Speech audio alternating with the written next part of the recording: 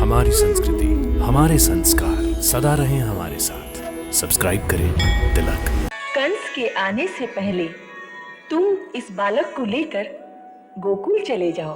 परंतु देवी माता, मैं जाऊंगा कैसे?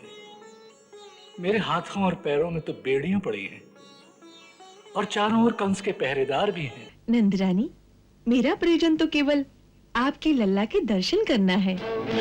कि मुझे 2 सिद्धियां प्राप्त है। उनमें से दूसरी ये है कि मेरे स्तनों से निरंतर अमृत रस झरता रहता है, जिसके पीने से तेरा पुत्र अमर हो जाएगा।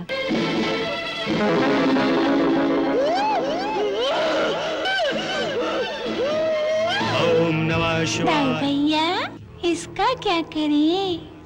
हाँ, आप बताओ भैया। इसको अपंग बना देंगे। हाँ, बड़ा मजा आएगा। काकासुर, अब हम तुम्हें आज्ञा देते हैं, अपनी तीखी चोंच से उस बालक के टुकड़े टुकड़े कर डालो।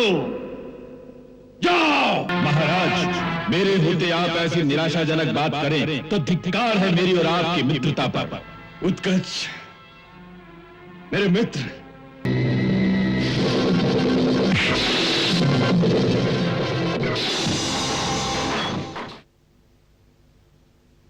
हे नंदराय जी, मुझे तुम्हारे शिशु के रूप में गोलोक में रहने वाले साक्षात राधिकापति भगवान श्री कृष्ण की छवि दिखाई देती है, सो हम इनका नाम वही रखेंगे,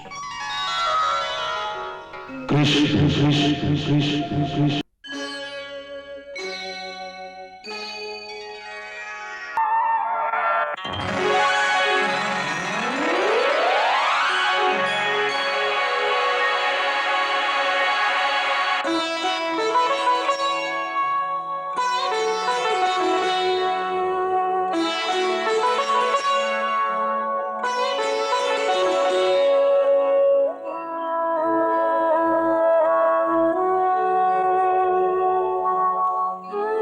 जागो वसुदेव।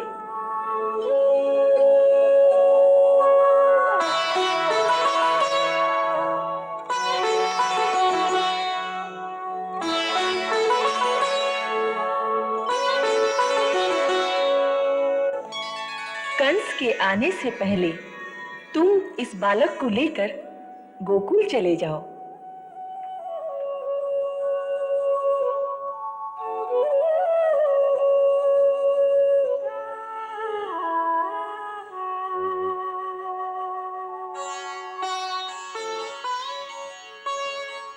परंतु देवी माता, मैं जाऊंगा कैसे? मेरे हाथों और पैरों में तो बेड़ियां पड़ी हैं और चारों ओर कंस के पहरेदार भी हैं। तुम स्वतंत्र हो जाओगे। अब कोई बंधन नहीं रहेगा तुम पर। अपने पुत्र को लेकर शीघ्र यहां से चले जाओ और गोकुल में नंद राय के घर यशोदा के पास इन्हें रखाओ। वहां यशोदा के यहाँ अभी अभी एक बालिका ने जन्म लिया है। उसे वहां से उठाकर यहाँ ले आओ।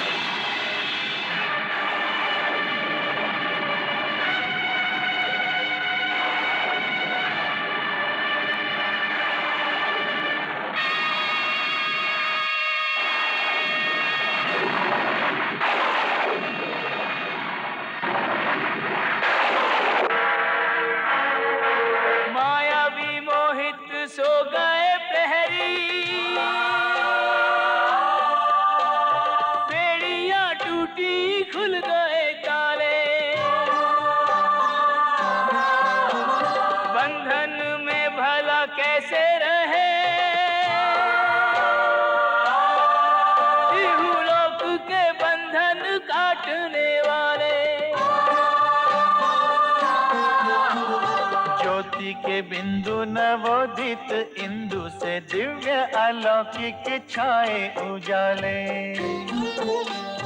देव जगाए संत जगाए पापी असुर बेसुध कर डाले। बंधन में भला कैसे रहे कि लोभ के बंधन काटने वाले।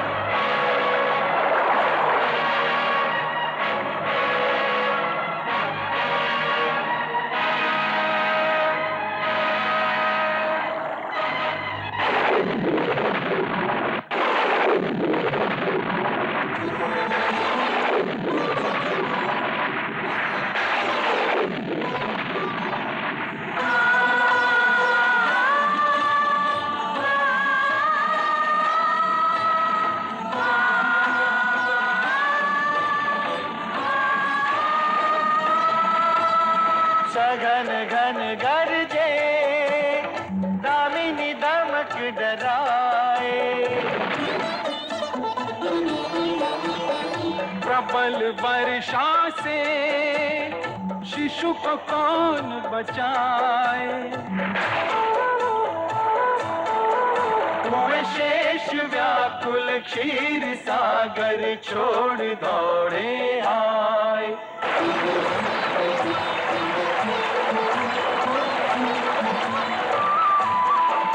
वन छत्र चल दिए शेष प्रभु के साथ में।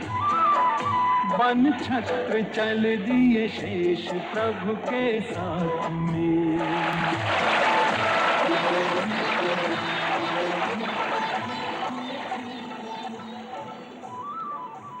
वर्षा और तूफान के कष्ट से तो शेषनाग जी ने बचा लिया।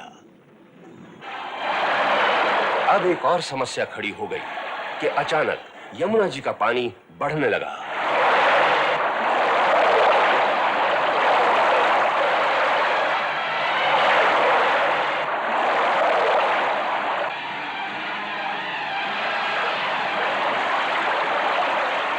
वसुदेव इस गूढ़ रहस्य को नहीं जानते थे कि यमुना भगवान श्री कृष्ण की पटरानी है।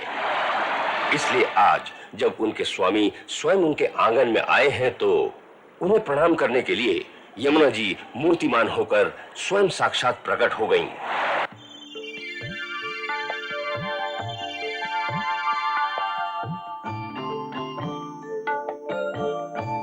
और प्रभु के चरण छूने के लिए आगे बढ़ी। भगवान श्री कृष्ण यमुना के प्रेम भाव को अच्छी तरह जानते थे, फिर भी कौतुकवश अपने चरणों को टोकरी के बाहर नहीं निकाल रहे थे।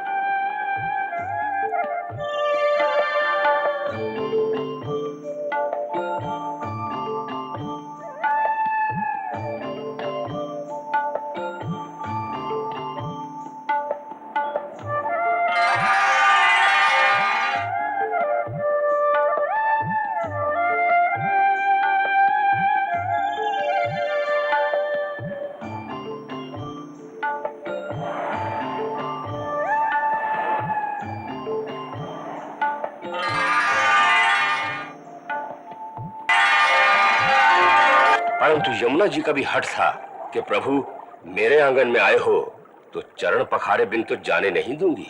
चरण पखारे बिना जाने नहीं दूंगी, विनती करूंगी पैया परूंगी, बिरहा की आग में अपना जरूंगी, हाथ जोड़ कर बस ये कहूंगी, चरण पखारे बिन जाने ना दूंगी, जाने ना दूंगी, ऐसे जाने ना दूंगी, चरण पखारे बिना जाने नहीं दूंगी।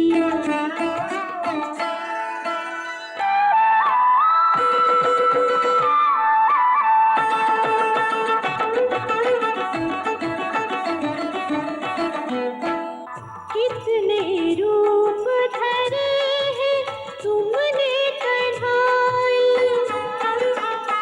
किसी अवतार में मेरी सुध न आई, सरयू के चीर रहे मन रघुराई, गोदावरी तट पर कुटिया छवाई, एक यमुना ही बस रही पराई।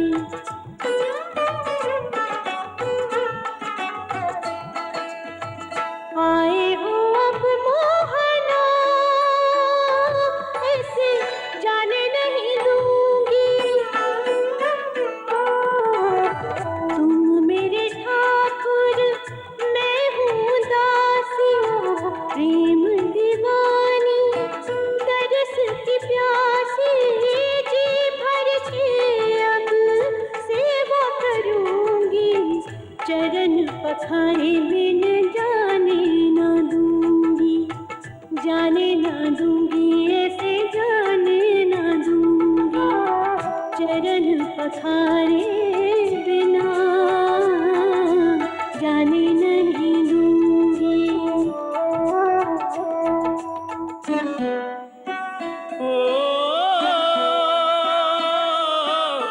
देख दशा भगवन मुस्काए, चरण कमल जल माही बढ़ाए, जमुना जी फूली न समाए, धोवत चरण परम सुख पाए, मन भावन का स्पर्श पा, चरण कमल सिरधार, शांत हुई घटने लगी जमुना जी की धार, जमुना जी की धार।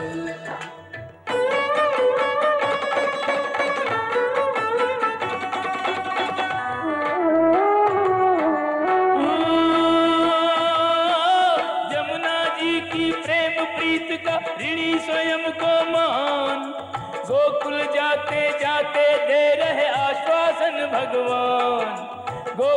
जाते जाते ऐसे कहने लगे भगवान, हे प्राण प्रिया यमुना, देते हैं वचन, बार बार तेरे तट पर आएंगे, मुरली बजाएंगे, गौवे चराएंगे, प्रेम लीला रास लीला यहीं पे रचाएंगे। देर न करना मैं बात करूंगी, भूल न जाना मैं बात करूंगी, प्रभु तुम्हारे बिना रह न सकूंगी, बात करूंगी, बात करूंगी स्वामी, बात करूंगी।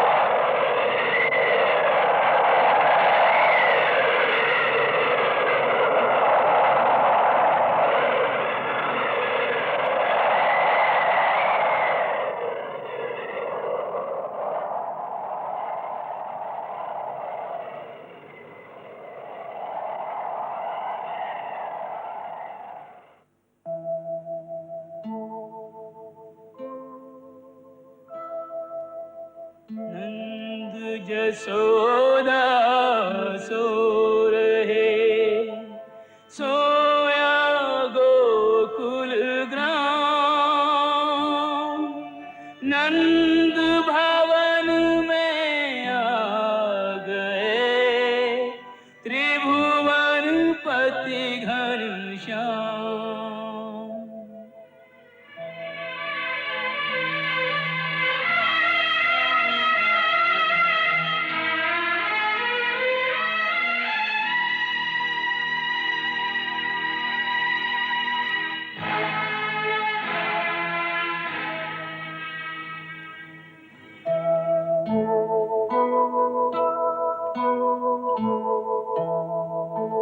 अपनी प्रिय संतान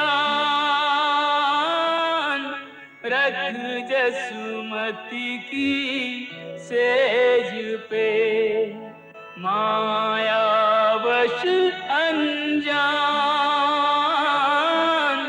माया को संग ले चले।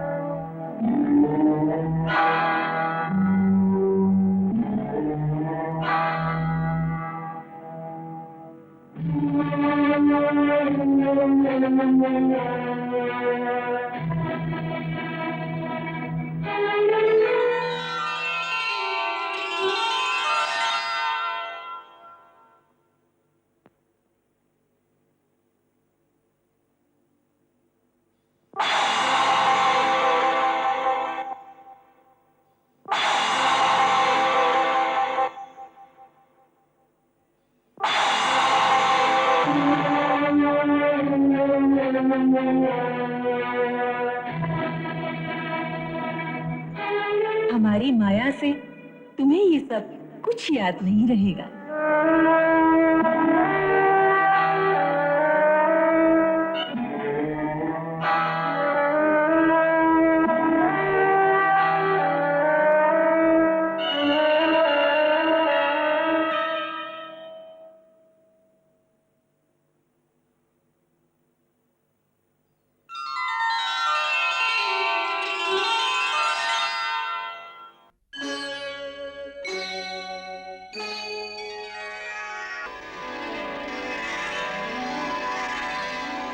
उसी प्रथा के अनुसार जब नंदराय कंस के दरबार में आए तो कंस ने उन्हें धोखा देने के लिए उनसे बड़ी मीठी मीठी बातें की और उनकी भेंट स्वीकार कर ली। सुंदर, अति सुंदर।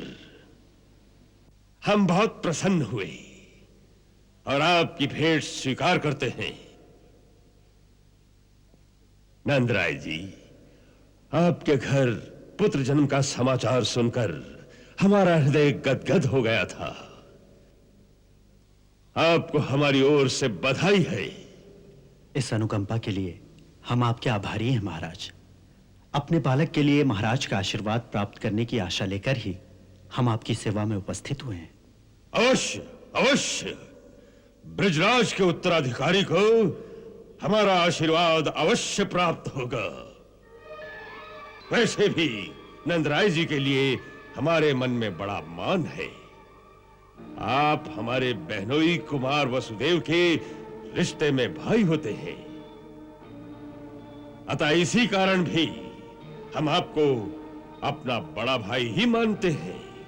महाराज का हृदय कितना विशाल है। आज आपने अपने सेवक का मान बढ़ा दिया। नहीं नंदराय जी, नहीं। हम अपने सामंतों को सेवक नहीं, अपना साथी समझते हैं। मथुरा के दरबार में सभी गोकुलवासियों को बड़े आदर से देखा जाता है। आप लोग तो हमारे राज्य की समृद्धि के प्रतीक हैं। नंदराय जी, आपके घर पुत्र जन्म का समाचार सुनकर हमारा हृदय गदगद हो गया था। नंदराय जी, बालक का जन्म कब हुआ था? अष्टमी की रात को।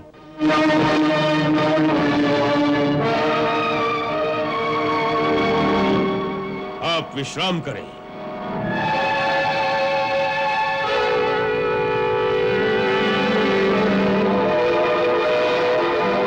वाह महाराज, वाह, अति सुंदर। आपने उन्हें पूरी तरह से आश्वस्त कर दिया।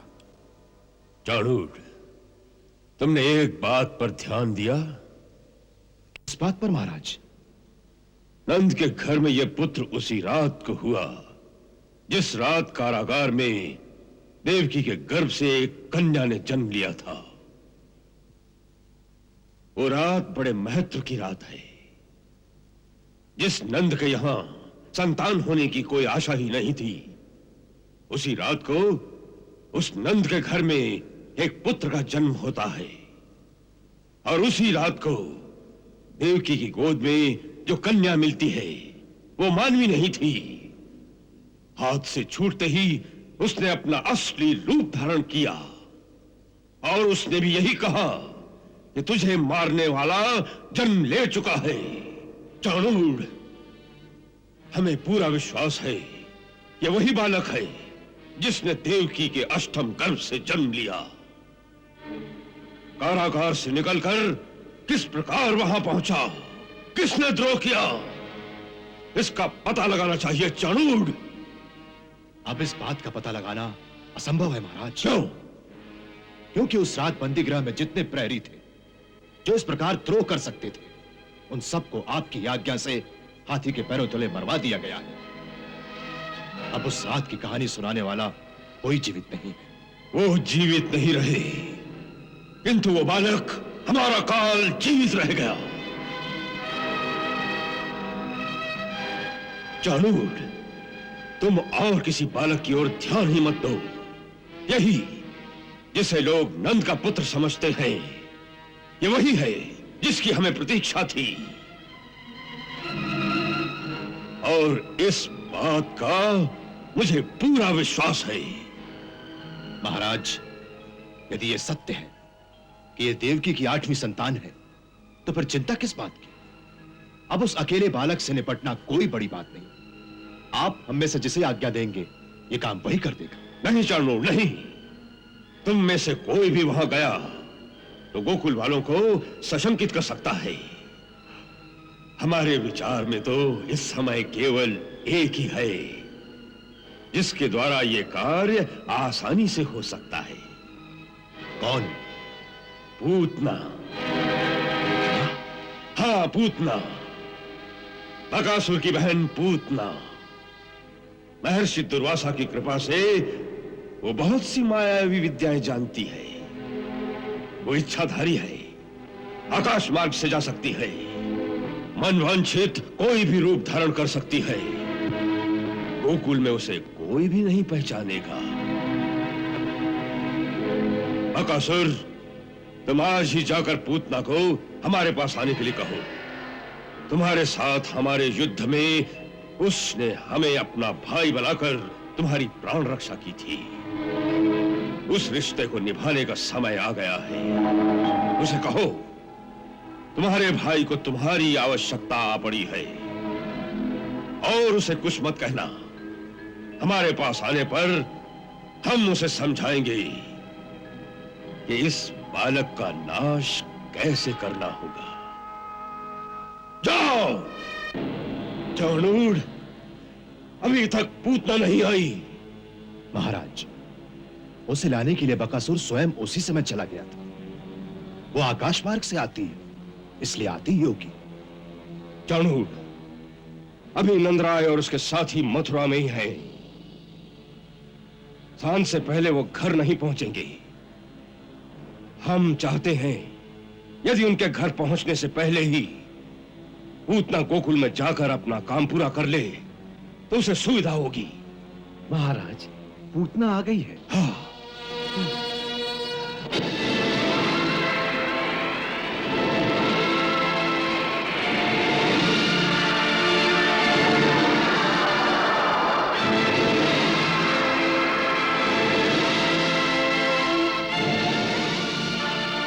मथुरा नरेश की जय हो।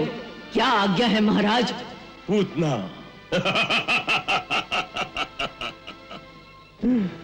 पूतना, तुमने हमें अपना भाई स्वीकार किया है। आज हमें तुम्हारी सहायता की आवश्यकता है। आप आज्ञा दें, पूतना अपने प्राण देकर भी भाई की सेवा करेगी। हाँ, तो इसी समय गोकुल में जाओ और वहां नंद के घर में एक नवजात बालक है। कहते हैं कि उसका जन्म आज से 7 दिन पहले यशोदा के गर्भ से हुआ। पर मुझे पूर्ण विश्वास है, आकाशवाणी के अनुसार जिसने मेरा काल होना है, ये वही बालक है जिसके लिए मैंने देवकी को इतने वर्ष तक कारागार में रखा। किसी छल के द्वारा वो मेरे हाथ से बच के निकल गया। अब तुम्हें उसकी हत्या करके मेरी चिंता का अंत करना है। एक नन्हे से बालक की हत्या, बस इतना ही काम है भैया। यह नन्हा सा बालक कोई साधारण बालक नहीं है पूतना। यदि मेरा अनुमान सत्य है तो वो स्वयं विष्णु ही है, जो देवताओं की रक्षा के लिए पृथ्वी पर अवतीर्ण हुआ है। इसलिए यह कार्य शायद इतना सहज नहीं होगा जितना तुम समझती हो। हाँ, विष्णु बहुत छलिया है, इसलिए तुम्हें बहुत सतर्क होकर वहां जाना चाहिए। इसकी आप चिंता ना करें। यदि वो छलिया है तो मैं भी उसे छल से ही मारूंगी। वो कैसे? मेरे पास कालकूट नाम का विष है, ऐसा भयंकर कि हाथ लगाओ तो हाथ भी जल जाए। वही कालकूट विष अपने स्तनों पर लगाकर मैं उनके घर जाऊंगी। एक धाय की भांति से बच्चे को दूध पिलाऊंगी। 2 घूंट पीते ही उसकी समस्त नाड़ियां विष की भयंकर ज्वाला से फट जाएंगी। उत्तम, अति उत्तम। पूतना, तुम अभी जाओ, क्योंकि नंदग्रह में इस समय स्त्रियां ही स्त्रियां होंगी। पुरुष तो गोधूली के समय ही घरों में आएंगे। अच्छी बात है, मुझे आज्ञा दीजिए। जाओ और विजयी होकर आना।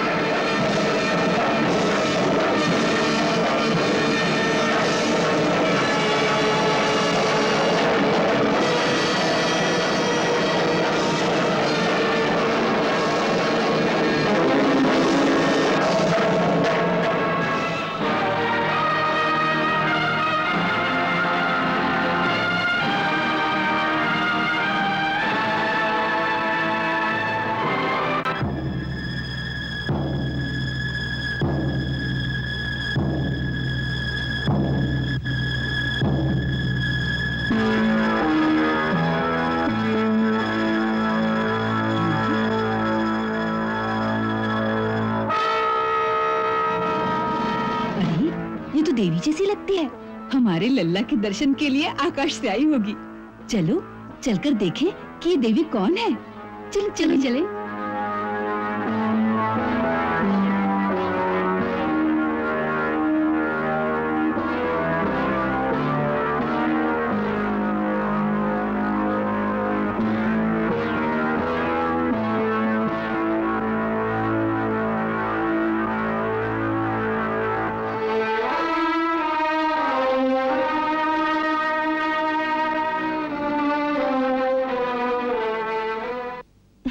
देवी, आप कौन हैं?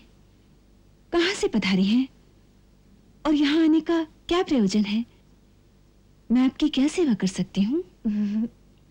नंदरानी, मेरा प्रयोजन तो केवल आपके लल्ला के दर्शन करना है। मैं मथुरा की रहने वाली हूँ। मेरे पति एक श्रेष्ठ विद्वान और परम सिद्ध ब्राह्मण हैं।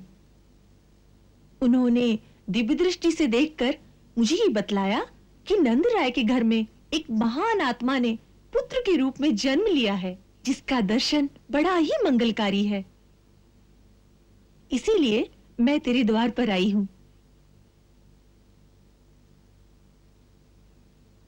स्वागत है। आसन पर विराजिए। धन्यवाद।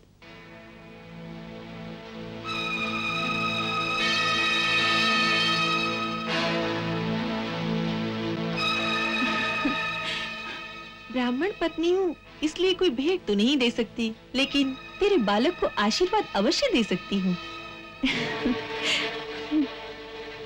मेरे तपस्वी पति की सहायता और कृपा से मुझे 2 सिद्धियां प्राप्त हैं। इनमें से एक तो ये है कि मेरा आशीर्वाद कभी निष्फल नहीं हो सकता। ला, इसे मेरी गोद में दे दे, मैं इसे लंबी आयु का वरदान दे दूंगी।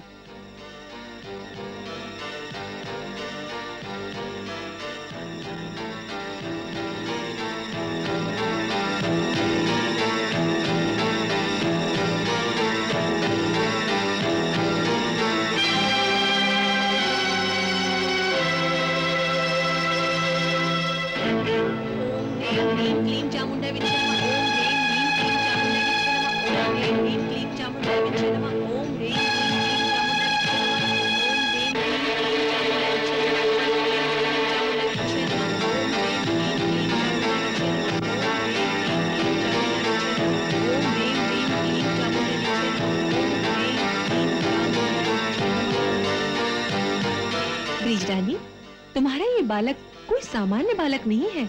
ये तो कोई अद्भुत जीव दिखाई पड़ता है, जैसे देवलोक से आया हो। यशोदा रानी, मैं एक और रहस्य की बात बताती हूँ। मैंने कहा था ना कि मुझे 2 सिद्धियां प्राप्त है। उनमें से दूसरी ये है कि मेरे स्तनों से निरंतर अमृत रस झरता रहता है, जिसके पीने से तेरा पुत्र अमर हो जाएगा। अतः मैं इसकी धाय बनकर इसे अपना दूध पिला देती हूँ।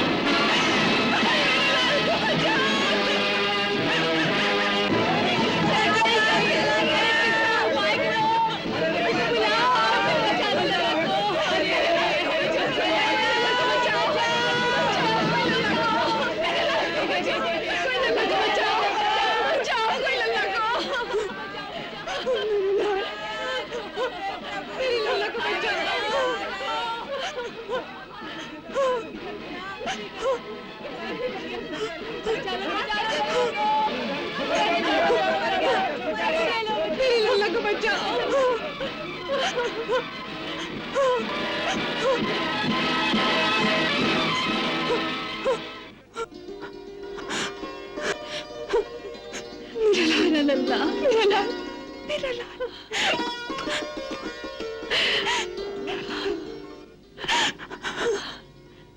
मेरा लाल, मेरा लाल, मेरा लाल, मेरा लाल। सब ठीक हो गया यशोदा, सब ठीक हो गया। अरे यशोदा, होश में आओ यशोदा, होश में आओ। काकी, यशोदा, यशोदा, उठो, तुम्हारा पुत्र बुला रहा है। बेटी, उठो बेटी। देखो, तुम्हारा पुत्र तुम्हें बुला रहा है। यशोदा, देखो, तुम्हारा लल्ला बुला रहा है। उठो यशोदा।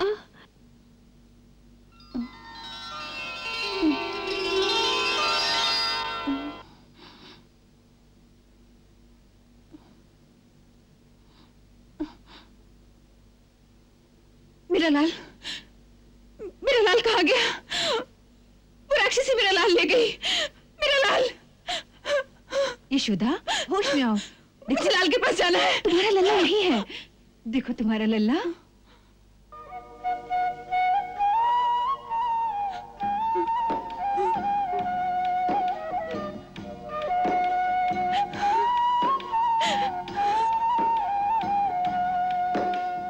मेरा लाल, मेरा लाल।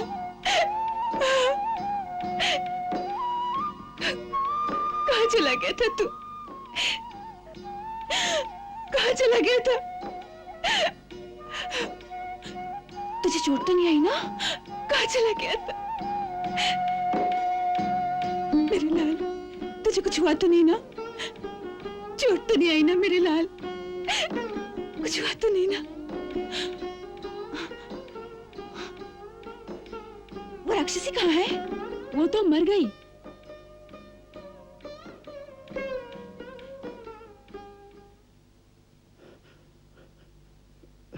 काकी,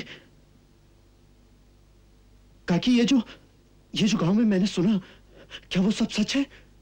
बिल्कुल सत्य है। सर्वप्रथम अपने पुत्र के हाथों बहुत सा दान कराओ। नंदराय जी, कोई बड़ा ग्रह टल गया है। फिर कुल गुरु शांडिल्य से कहकर कोई विशेष पूजा कराओ। ऐसी विकराल राक्षसी के हाथों बच जाना कोई दैवी चमत्कार ही है। अवश्य, अवश्य ये गुरुदेव का आशीर्वाद ही है। लल्ला तो ठीक है ना? हाँ नंदराय जी, बिल्कुल सुरक्षित है, पूर्णतया स्वस्थ। लगता है थक गया है, अभी सो जाएगा।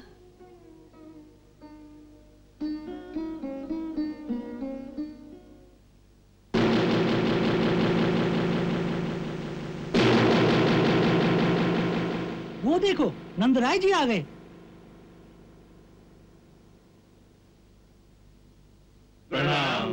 प्रणाम। आते हुए हमने इसी की छाया गोकुल की ओर जाते देखी थी। हमें क्या पता था कि ये हमारे ही पुत्र को उठाने आ रही है। उठा के तो ले गई थी, परंतु ये मरी कैसे? ये समझ में नहीं आता। भगवान की लीला है। शायद उसी आवेश में हृदय की गति रुक गई होगी। यही एक बात संभव है, परंतु है चमत्कार। और सबसे बड़ा चमत्कार तो ये हुआ है कि लल्ला के शरीर पे एक खरोंच भी नहीं आई। और हम सब लोग जब यहां पहुंचे तो ये मृतक देह पर बड़े आराम से खेल रहे थे। नंदराय जी, इस विशाल देह का क्या किया जाए? इसका अग्निदाह तो करना ही चाहिए, अन्यथा इसकी दुर्गंध से सारा वातावरण दूषित हो जाएगा। परंतु इतनी बड़ी चिता कैसे बनेगी? मेरे विचार से 20-25 चिताएं बनाकर इसके शरीर के टुकड़े करके उसमें डाल दिए जाएं। यही उचित है।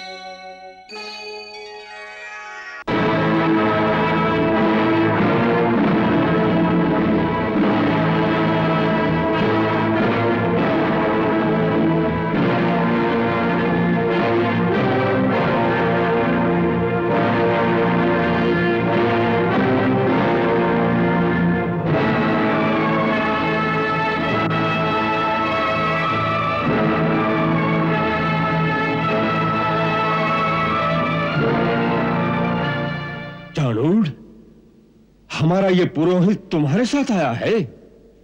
जी महाराज। परंतु तुम तो उसे लाने वाले थे जो गोकुल में जाकर उस नंदपुत्र की हत्या का बीड़ा उठाएगा। जी महाराज। फिर इस ब्राह्मण को अपने साथ किस लिए लाए हो? हा? ये अपनी ज्योतिष विद्या से बताएगा कि जो हमारा कार्य कर सके वो कहां मिलेगा और कौन होगा? नहीं महाराज, ये किसी और को नहीं खोजेंगे, ये स्वयं ही जाएंगे। स्वयं जाएगा? और ये ब्राह्मण?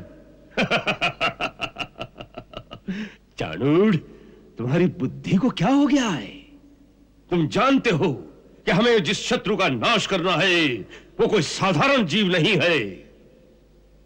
उसके लिए किसी शक्तिशाली दैत्य को भेजो। इस बेचारे ब्राह्मण से क्या होगा? क्षमा करें महाराज, ब्राह्मण बेचारा नहीं होता।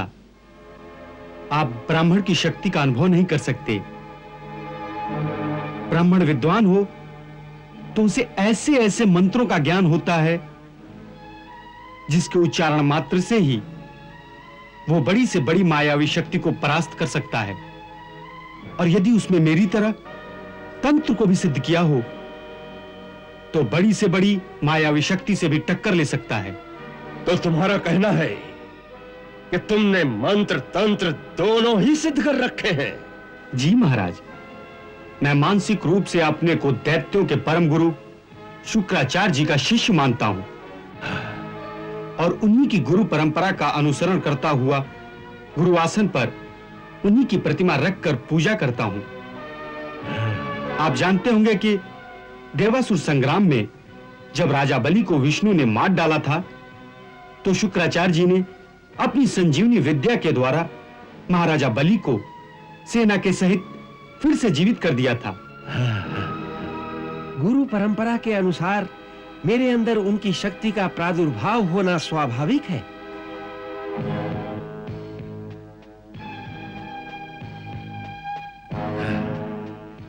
इससे पहले तुमने हमें कभी अपनी शक्तियों के बारे में नहीं बताया। इससे पहले इसकी आवश्यकता नहीं थी। महाबली चाणूर हमारी शक्ति को जानते हैं। आज उन्होंने बताया कि महाराज को हमारी आवश्यकता है, सो सेवक उपस्थित है। तुम्हारी राजभक्ति से हम प्रसन्न हुए। तुम हमारी समस्या तो जानते हो। जी हाँ महाराज, इसीलिए मैंने चाणूर को विश्वास दिलाया कि मैं महाराज की चिंता को सहज ही दूर कर दूंगा। ये काम इतना सहज नहीं है ब्राह्मण। ब्राह्मण के लिए ही सहज है, क्योंकि नंद जैसे आस्तिक के घर में जो स्वागत एक ब्राह्मण का हो सकता है वो आपके किसी मायावी का नहीं। वो मुझे स्वयं अपने घर अंदर ले जाएंगे।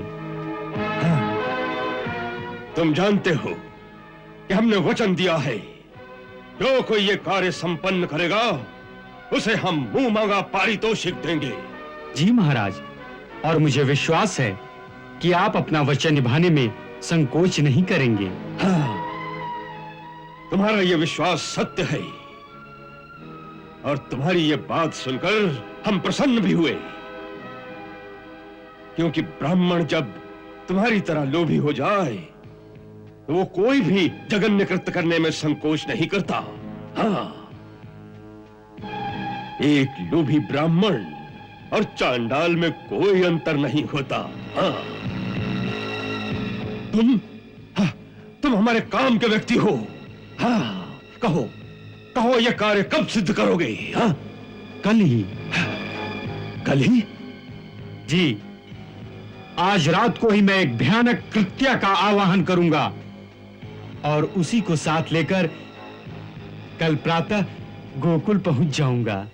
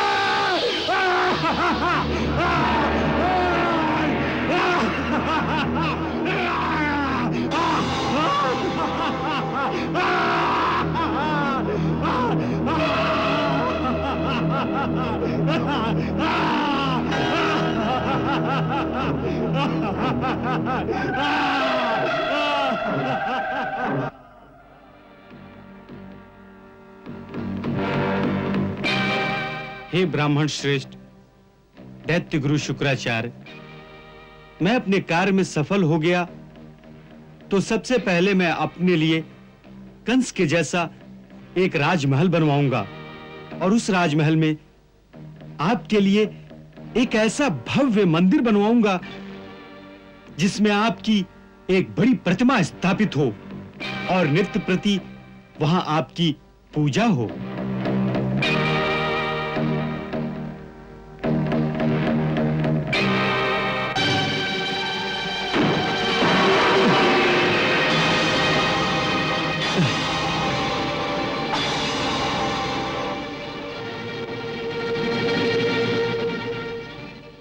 वाह, आपकी बड़ी प्रतिमा बनेगी यह सुनकर पहले ही ये छोटी सी प्रतिमा तोड़ दी। कोई बात नहीं, मैं अपना वचन निभाऊंगा।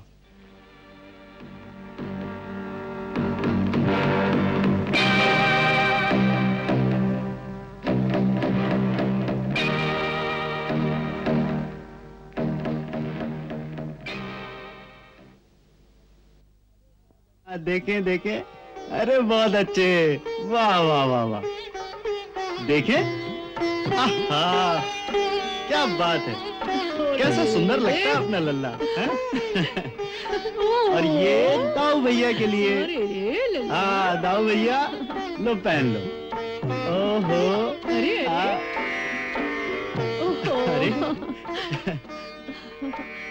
अरे भैया मुंह क्यों घुमाता है? देख छोटे भैया ने कैसे हंसते हंसते सब कुछ पहन लिया है। क्यों रे लल्ला, ताऊ जी का कहना नहीं मानता? देख छोटे ने कैसे पहन लिया। तू तो बड़ा है, दाऊ कहलाता है। चल तू भी पहन ले, पहनाइए। हाँ आ जाओ भैया। अरे अरे अरे ऐसा लग रहा है कि वो मोर पंख से डर रहा है। भैया कल मैं तेरे लिए एक स्वर्ण मुकुट लाऊंगा। अच्छा अब मैं गोष्ठ में जाता हूँ, लोग वहाँ प्रतीक्षा करते होंगे। अच्छा बड़ा नटखट है रे तू।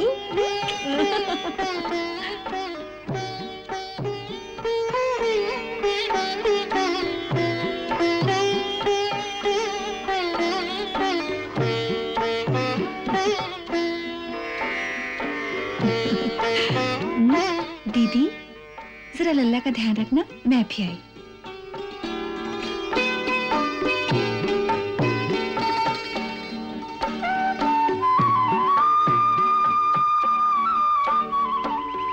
और हाँ, किसी भी अपरिचित व्यक्ति को घर में ना आने देना, स्त्री हो या पुरुष, कोई भी हो। जी। प्रभु भिक्षा भिक्षा भिक्षा भिक्षा।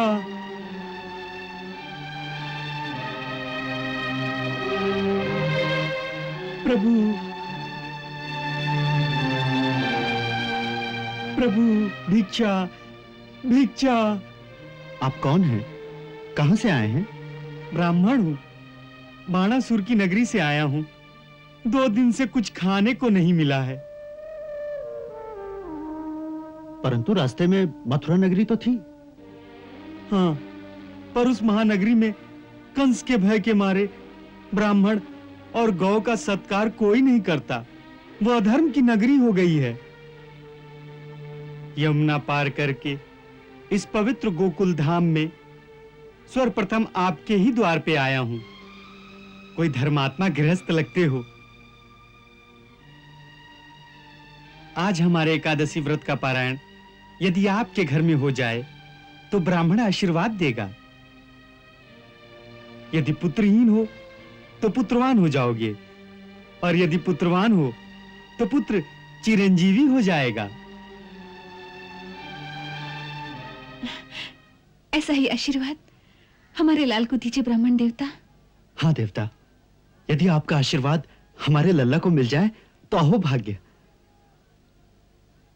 यशोदा, इन्हें भीतर ले जाओ और अच्छी तरह भोजन करा के इन्हें तृप्त कर दो। जी। परंतु रसोई शुद्ध होनी चाहिए। अवश्य, आप आइए, मैं अपने हाथों से रसोई घर को धोकर आपके लिए शुद्ध और पवित्र भोजन तैयार करती हूँ। आइए आइए, आपकी इच्छा अनुसार ही भोजन की व्यवस्था हो जाएगी। और यशोदा जी, भोजन के पश्चात इन्हें दक्षिणा भी देना। जी, आप गोष्ठ में जाइए, मैं इनकी सेवा करती हूँ। अच्छी बात है।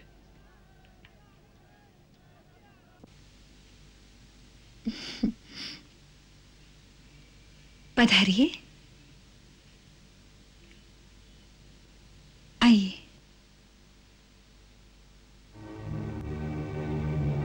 पधारिए, आइए। प्रणाम ब्राह्मण देव। दीर्घायु भव।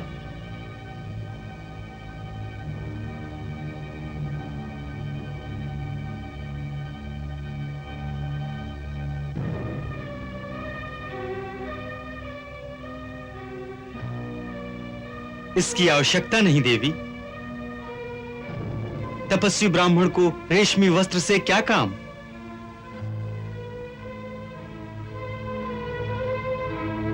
ओम नमः शिवाय। ओम। मैं अभी आपकी प्रसाद की व्यवस्था करती हूँ। आओ दीदी, इनका उपवास है, रसोई घर को धोकर इनके लिए भोजन तैयार करना होगा। चलो। ओम नमः शिवाय। शिवा शिवा शिवा शिवा शिवा शिवा। ओम नमः शिवाय। ओम नमः शिवाय। शिवा शिवा शिवा शिवा शिवा शिवा शिवा शिवा शिवा शिवा शिवा शिवा शिवा शिवा शिवा शिवा शिवा शिवा शिवा। ओम नमः शिवाय। भैया, हाँ भैया, इसका क्या करें? हाँ, आप बताओ भैया। पूतना तो नकली ब्राह्मणी बनकर आई थी, उसके साथ जो किया वो उचित था, परंतु ये तो सचमुच ब्राह्मण है, भले ही भ्रष्ट ब्राह्मण है। हाँ है तो। इसे मारने से तो ब्रह्म हत्या लगेगी। तो क्या करेंगे भैया? इसको अपंग बना देंगे। हाँ, बड़ा मजा आएगा। चामुंडाय विच्चे ओम चामुंडाय विच्चे ओम चामुंडाय विच्चे ओम चामुंडाय विच्चे ओम रीम क्लीम आ ओम रीम क्लीम ओम चामुंडाय विच्चे ओम चामुंडाय विच्चे ओम रीम ओम चामुंडाय विच्चे ओम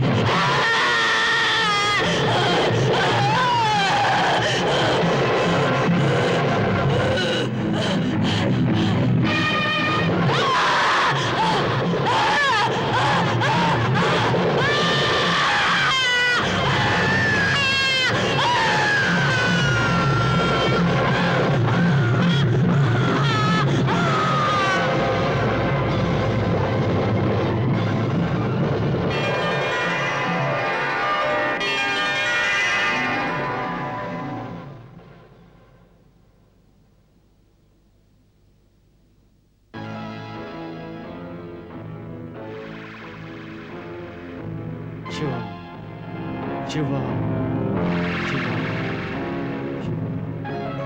शिवा शिवा शिवा शिवा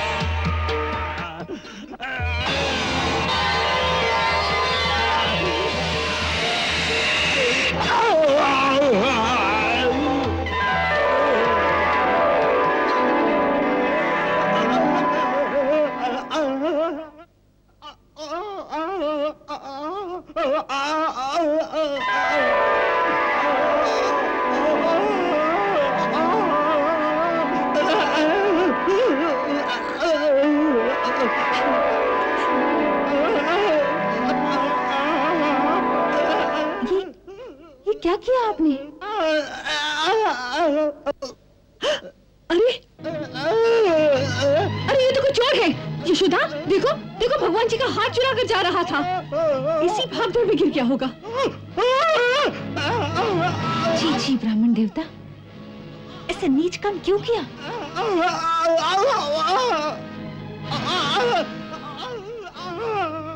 चोर चोर चोर चोर चोर आया, चोर, चलो पकड़ो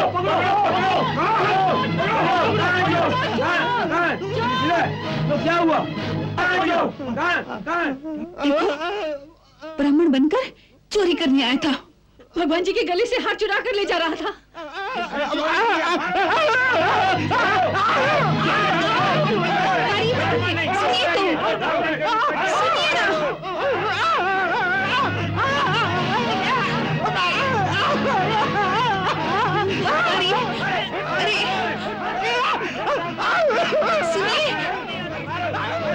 ठहरिए आप लोग, ठहरिए, मारिए मत, छोड़िए उन्हें, हट जाइए।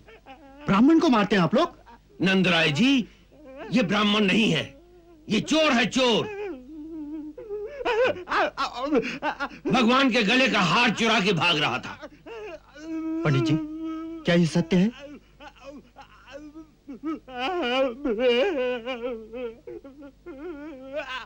परंतु इनकी ये स्थिति कैसे हो गई? बावला हो गया है क्या? नहीं नंद बाबा, यह हार चुराकर भाग रहा होगा। रास्ते में लटकी मटकियों से सिर इतनी जोर से टकरा गया होगा कि इसका दिमाग हिल गया है, इसी से बावला हो गया है। नहीं, पकड़ा गया है इसलिए सब झूठ मूठ का बावलापन है। नहीं नहीं, छोड़ दो इन्हें। कैसे नीच को कैसे छोड़ दो नंदराय जी? भाई ये ब्राह्मण है, फिर हमारा अतिथि है। नंदराय जी, ऐसे व्यक्ति दया के पात्र नहीं होते। ब्राह्मण होकर ऐसा कुकर्म करे तो और भी नीच है।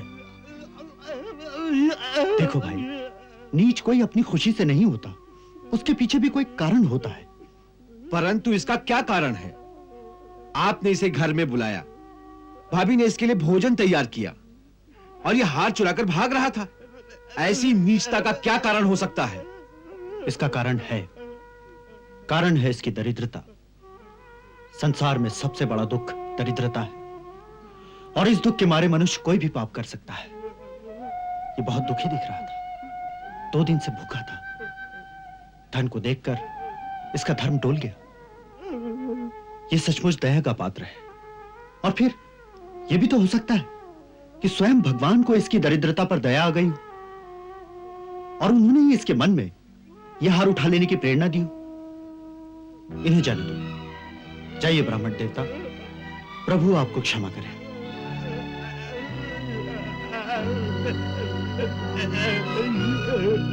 ठहरिए, ठहरिए। ये तो लेते जाइए।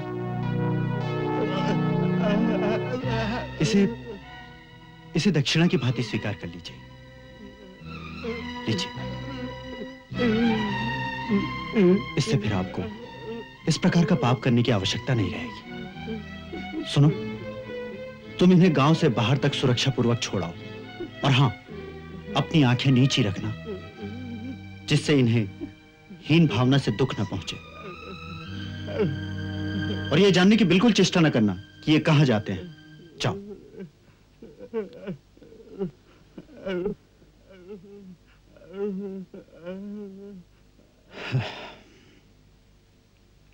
जो कुछ वो ले गया उसका ध्यान मत करना।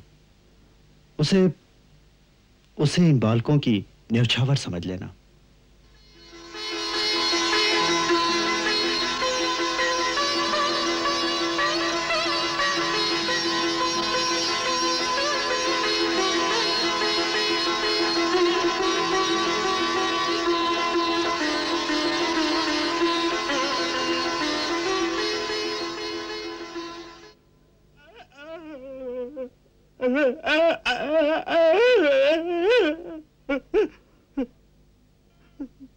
अबे मूर्ख,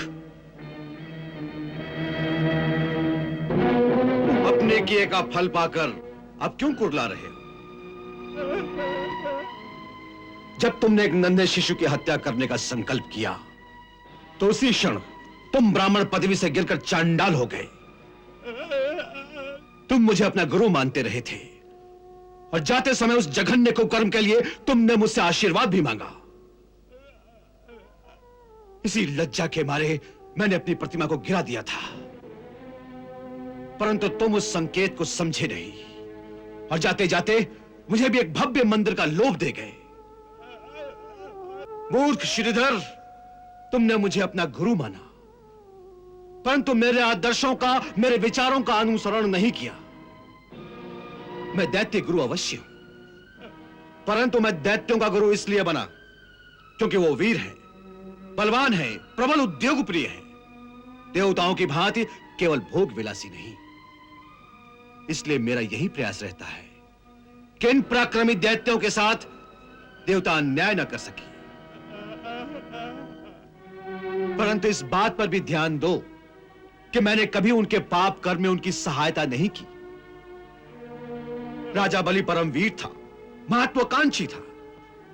उसे इंद्र विजयी बनाने के लिए मैंने उसे 100 यज्ञ करवाए, परंतु उससे बाल हत्याएं नहीं करवाई। देवासुर संग्राम में विष्णु ने उसका वध कर दिया, तो मैंने संजीवनी विद्या के द्वारा उसे फिर से जीवित कर दिया। अपने यजमानों का कल्याण किया, परंतु उनके सामने विनीत सेवक की भांति हाथ जोड़कर नतमस्तक होकर उनकी आज्ञा की प्रतीक्षा नहीं की। ब्राह्मण आज्ञा देता है, आज्ञा पालन शूद्र का स्वभाव है।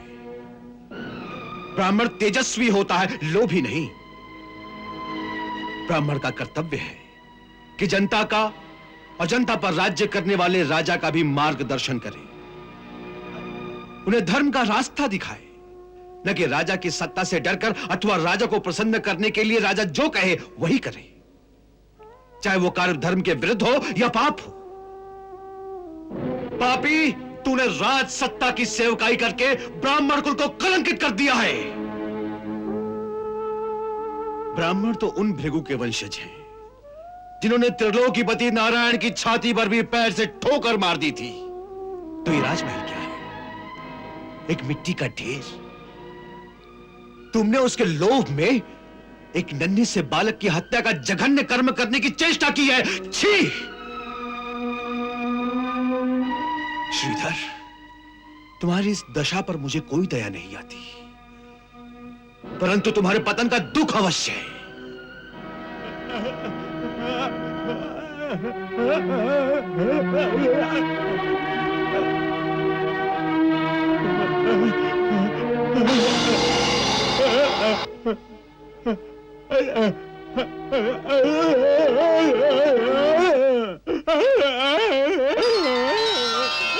श्रीधर,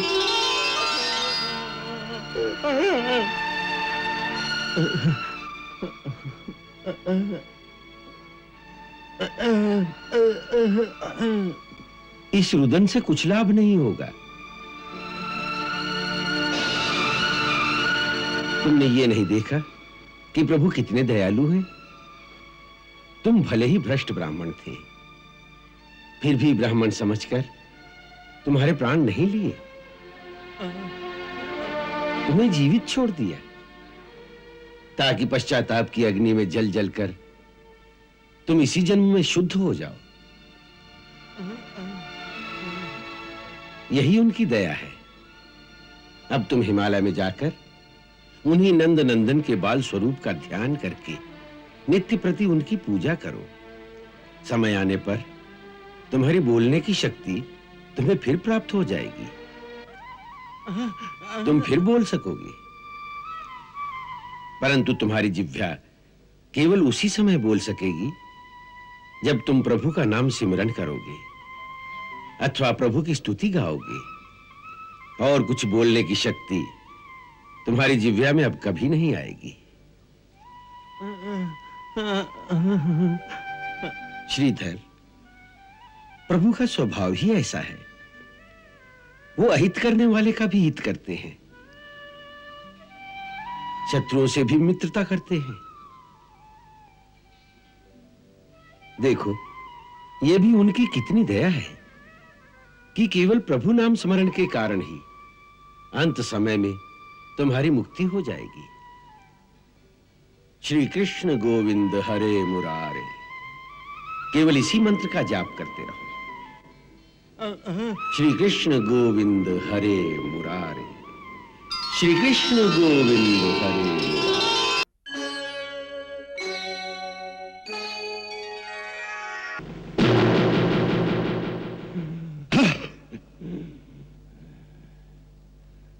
पूतना गई, लौट कर नहीं आई। श्रीधर ब्राह्मण गया, वापस नहीं आया। एक तो मर गई और एक बावला होकर आ करने लगा। हाँ? काकासुर,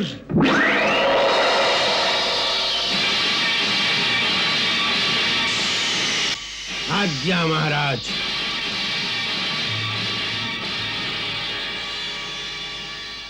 अब हम तुम्हें आज्ञा देते हैं, अपनी तीखी चोंच से उस बालक के टुकड़े टुकड़े कर डालो। जाओ। जो आज्ञा महाराज।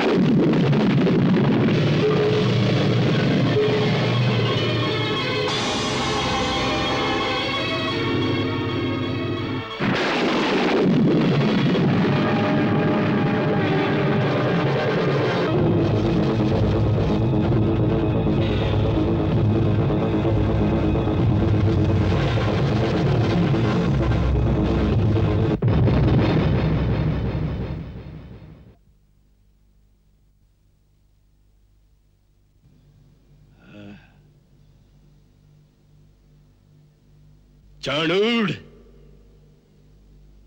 इसके श्वासों की गिनती भी पूरी हो गई। हाँ? हाँ। एक से एक बड़ा योद्धा, एक से एक बड़ा मायावी, सब मिलकर उस नन्हे से बालक का बाल भी भौंका नहीं कर सके।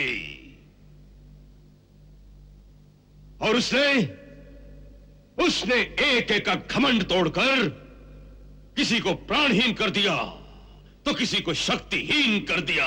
हाँ, हाँ। और आज इस कागासुर की विशाल देह को हमारे ही दरबार में फेंक कर जैसे हमें चुनौती दी कि इससे बड़ा कोई वीर हो तो अब उसे भेजो। हाँ, हाँ। हम जानना चाहते हैं, हम यही जानना चाहते हैं कि इस चुनौती को स्वीकार करने वाला कौन है हमारे साथियों में, कौन है? महाराज, महाराज, मेरे होते आप ऐसी निराशाजनक बात करें तो धिक्कार है मेरी और आपकी मित्रता पर।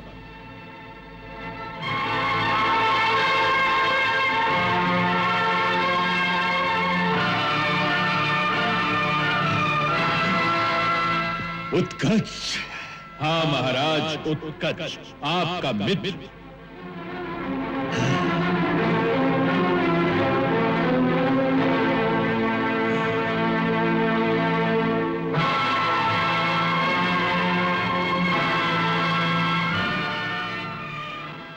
उत्कच, मेरे मित्र, तुम ठीक समय पर आ गए।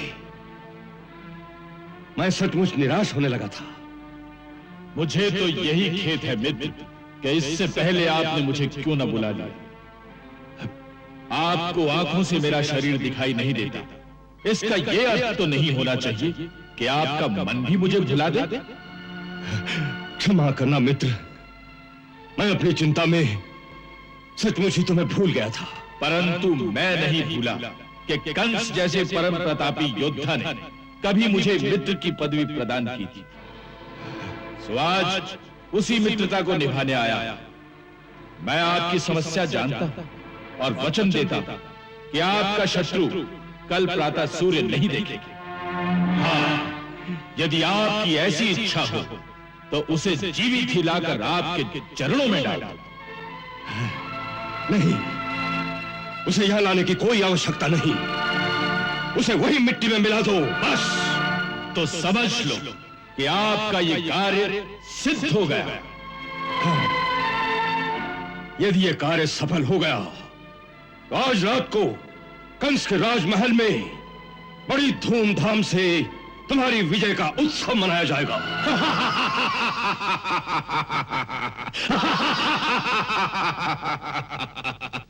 ये यदि का शब्द मेरी शब्दावली में नहीं है। मैं दैत्यराज हिरण्याक्ष का पुत्र उत्कर्ष सबके सामने प्रतिज्ञा करता हूं कि आज ही सूर्यास्त से पहले आपके शत्रु का अंत कर दूंगा। आप उत्सव की तैयारी करें। हाँ, अवश्य।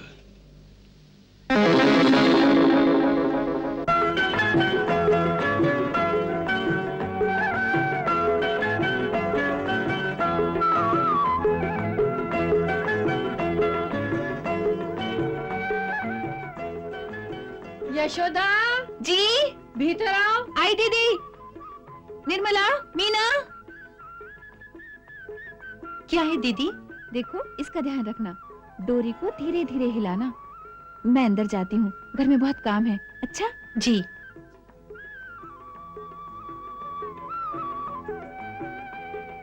मिर्ची को अच्छी तरह फैलाना चाहिए, धूप लगनी चाहिए ना, ऐसे।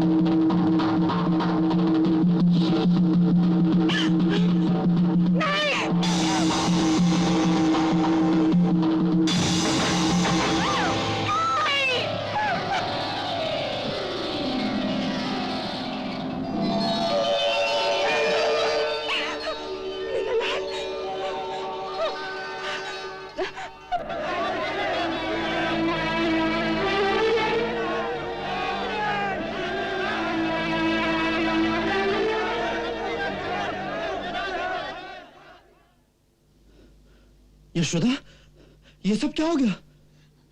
क्या हुआ? क्या हुआ यशोदा? ये छकड़ा कैसे उल्टा हुआ? पता नहीं, हम तो लल्ला को झुला रहे थे। सहसा ही एक चर्र की भयानक ध्वनि हुई और ये शकट आकाश की ओर उछला, फिर गिरकर टूट गया।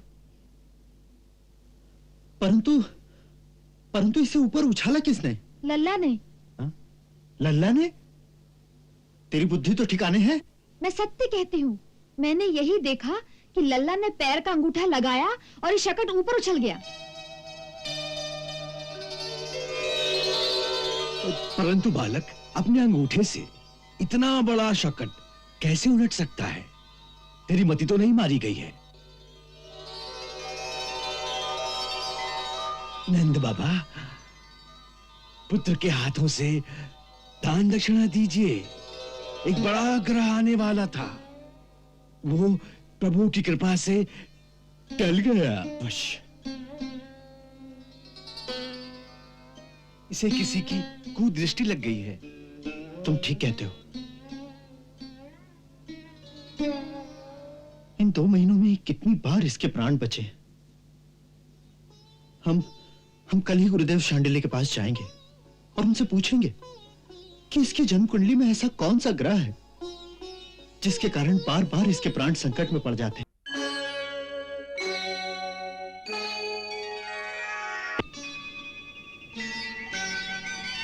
चलिए।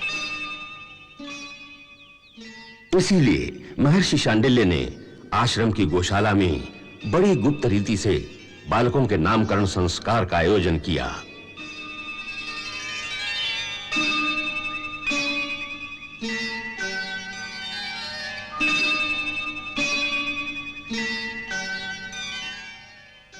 गर्ग मुनि ने जब पहली बार भगवान कृष्ण के बाल स्वरूप के दर्शन किए तो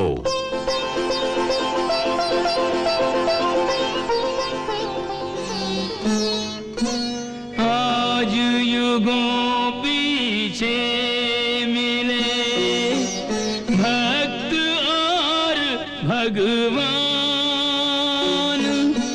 एक व्याकुल के मुखड़े पर मुस्कान।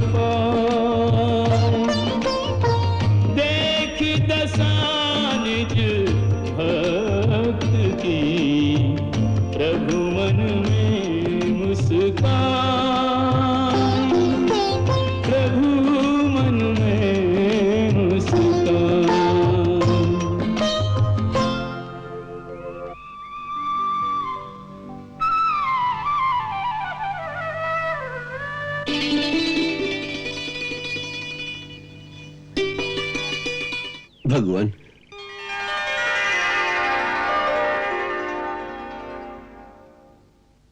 अच्छी बात है। हे व्रजेश्वर, पहले मैं रोहिणी नंदन का नामकरण करता हूं।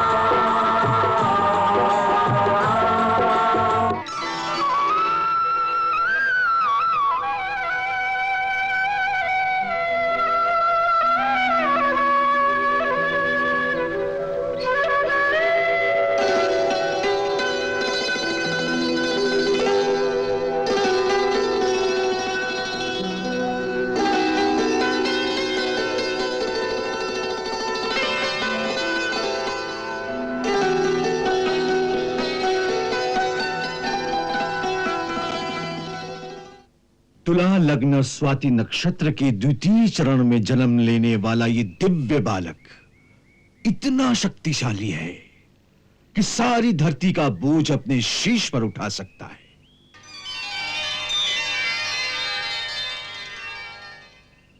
इनके अनंत गुण हैं, जिनसे ये सब मित्रों और सगे संबंधियों को अत्यंत आनंदित करेगा।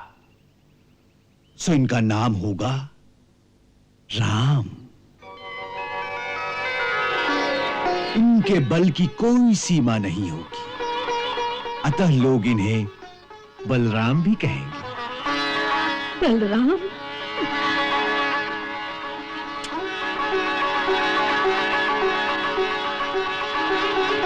संकर्षण द्वारा रोहिणी के गर्भ में पधारे हैं, इसीलिए इनका एक नाम संकर्षण भी होगा।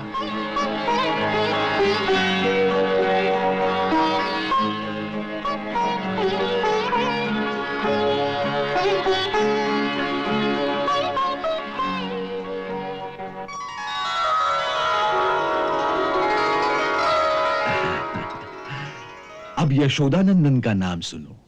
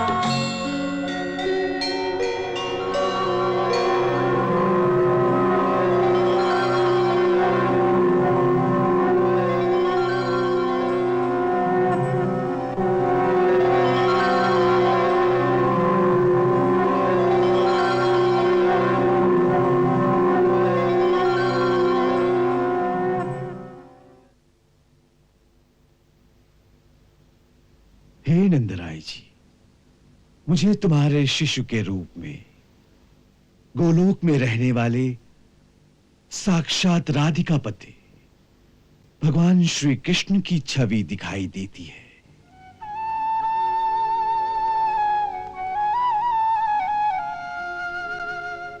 सो हम इनका नाम वही रखेंगे, कृष्ण कृष्ण कृष्ण कृष्ण कृष्ण कृष्ण कृष्ण कृष्ण कृष्ण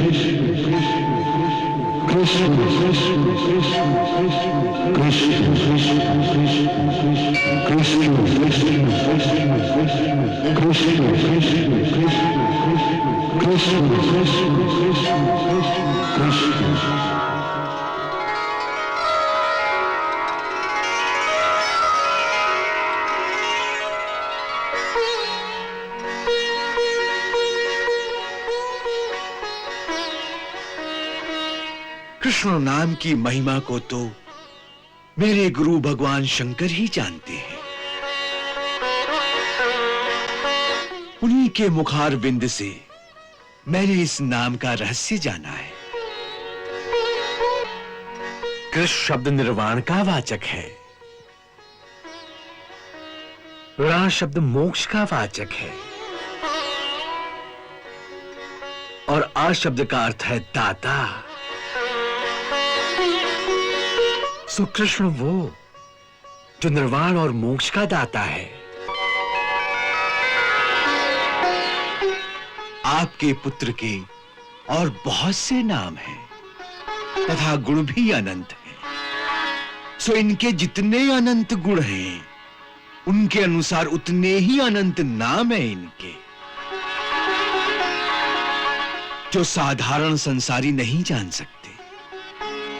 मैं उन नामों को जानता हूं और मैं ये भी जानता हूं कि आपका ये पुत्र हर युग में प्रकट हुआ करता है।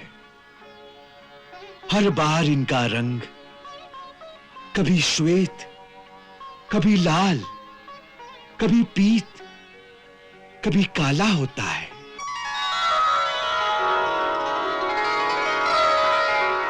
मैं और एक रहस्य की बात तुम्हें बताता हूं। आपका ये बालक आपके घर आने से पहले कभी वसुदेव जी के घर में पैदा हुआ था। इसलिए इस रहस्य को जानने वाले लोग इन्हें भगवान वासुदेव जी भी कहेंगे। तनिक लल्ला की जन्म कुंडली तो पूछ लीजिए। प्रभु, आप तो ज्योतिष शास्त्र के रचयिता हैं, भूत भविष्य सब जानते हैं। हमारे लल्ला की कुंडली क्या कहती है? इसे जीवन में कितना आनंद मिलेगा?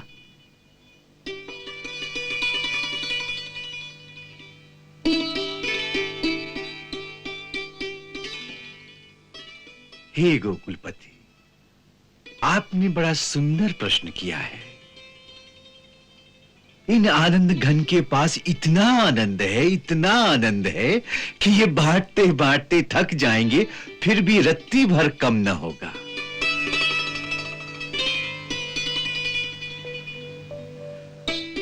आपका ये पुत्र केवल गोकुल वासियों को ही नहीं, विश्व के समस्त प्राणियों को परमानंद के सागर में निमग्न कर देगा।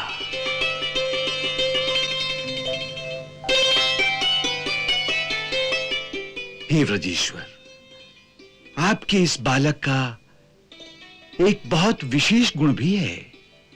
वो क्या प्रभु? संसार में जो भी प्राणी इनसे सच्चा प्रेम करेगा, उस प्राणी को अंतर या बाहर का कोई भी शत्रु कभी नहीं हरा सकेगा। इनका प्रेम सर्व विजयी है। ये विश्व में प्रेम की एक अमर गंगा बहा देंगे। नंदराय जी, चाहे जिस दृष्टि से देखें, गुण में, संपत्ति में, सौंदर्य में, शक्ति, कीर्ति और वैभव में आपका ये पुत्र साक्षात भगवान नारायण के समान होगा।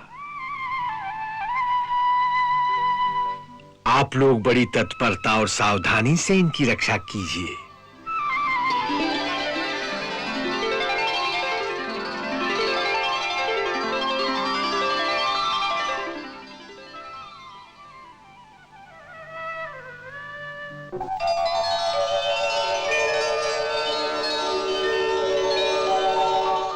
हम देख रहे हैं कि इस समय आकाश में स्थित सारे देवता भी आपके भाग्य की सराहना कर रहे हैं और मेरे भाग्य की भी, क्योंकि ऐसे ऐतिहासिक क्षण संसार में बार बार नहीं आते।